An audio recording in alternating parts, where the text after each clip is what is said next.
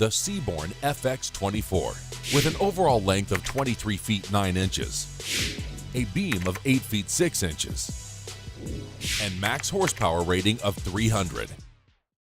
Okay, if you're looking for a bay boat that can tweak out every little bit of performance, you might want to check out the Sea Born FX24. It's a boat that has a double step in the hull. That increases your range because it decreases your wetted surface. Well, absolutely. Every time you make the hull more efficient, you're going to get a better fuel burn. This boat right now at cruise is getting over 4 miles to the gallon. And that's really, really hard to find in a 24-foot boat. But what that does is it lets you carry less fuel. You don't have to have an 80-gallon fuel tank or a 90-gallon fuel tank. There's no reason to carry all that weight. It's not necessary. In a full day efficient, you cannot possibly run all the fuel out of this boat. It's impossible. And that should be the acid test. When you're going to pick the boat that has the right amount of fuel capacity for you, you think about how much can I burn in a day. It is a boat, let's say you go down to the Keys.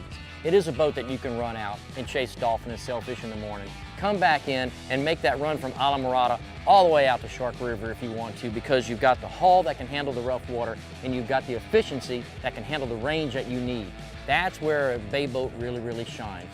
It enables you to do offshore, inshore, really anything you want to do with the boat. You're right, and this boat speaks to me all set up for inshore fishing. It'll also do offshore, but it is set up perfectly. I can picture myself standing fly rodding on that bow casting platform. You're not going to find anything to snag your line on. Well, let's look at some of the features that they've incorporated into the build of this boat, because I just love it. All right, I love the size of this front deck. Multiple anglers can get up here. If we're going to work along a mangrove shoreline and we're going to be flipping live baits up for snook, or if we're going to be bass fishing, or even if we're working a weed line offshore, a lot of room for both people to stand. Oh, forget all that. This is a perfect fly caster's deck. It's level. There's nothing to get snagged on. I can see myself up here throwing it a mahi with a fly rod. Well, you're standing on a huge rod box, and I've got one on my side too. But I like what they've done with the layout of the rod box. The rods are up high in the rod box. They lay on a little custom-built holder on the back. They have tubes going forward to protect your eyes, but you can store a lot of gear underneath it. So many rod boxes, the rods go in the bottom of the box, and they've eaten up all that other space. You can't put anything on top of your rods, obviously. They've reversed that. They've let you put your rods up high where you can put all your tackle below. These are laid out right, but I gotta show you the most exciting thing I've seen in built-in coolers in a boat in quite a while. Check this out. A Sea Freeze high-tech cooler with divider. That thing's not gonna eat your ice. You're gonna have ice for days in that thing. And let me tell you how smart that divider is. People don't think about it. Not only does it keep your sandwiches or whatever free from your drinks, but if you're not carrying a big crew, you put your drinks in there, half the ice. Well, right to either side of it, the rod boxes we were talking about earlier, they're fully insulated. So let's just say you're going to take this boat offshore. You do catch a big dolphin or a big wahoo. You remove the rods out of there, the little rod holder in the back lifts out. Now you've got a huge insulated fish box that can hold a real offshore fish. All right, Dave, low profile, low windage. Makes it more efficient.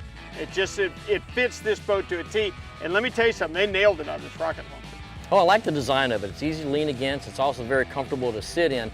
But, you know, being a former boat builder, I pick boats apart as far as rigging and things that manufacturers do. I love the fact that this footrest here is removable. You can also remove a box in the front. You've got full access. To me, that's an important feature to look at any boat that's on the market. Accessibility. How accessible are your systems is a key factor to look at. But with this, what I'm talking about with this rocket launcher, you're very comfortable using it as a rocket launcher, but now you're going to the other side of Biscayne Bay to look for a fish. That's no problem. Look at how comfortable you are with your seating, with your feet propped up here in a full seat to sit in. Well, if you're going to use this boat inshore, you're going to be doing some live baiting. Let's work our way to the back casting deck and let's look at how they've laid out the live bait wells on this boat, because they did a great job. Let me give you one of life's lessons, my boy. You gotta have separate live wells if you're gonna fish more than one kind of bait. You put your mud minnows in with your live shrimp, guess what you have when you get to your fishing spot? What's that? Mud minnows. They will chew the legs off of every one of your live shrimp. So you've got to be able to separate them. They did it with this boat, 3 live wells to work with, all plumb, 2 32 quarts and an 80 quart. Well, also they've incorporated into the rear deck a double hinge that I haven't seen before. Their stern seats, they flip up, they're nice and wide, but then the cushion flips up also, and it gives you really, really good access to all your systems. You're right. Everything being right there accessible and dry is a huge factor.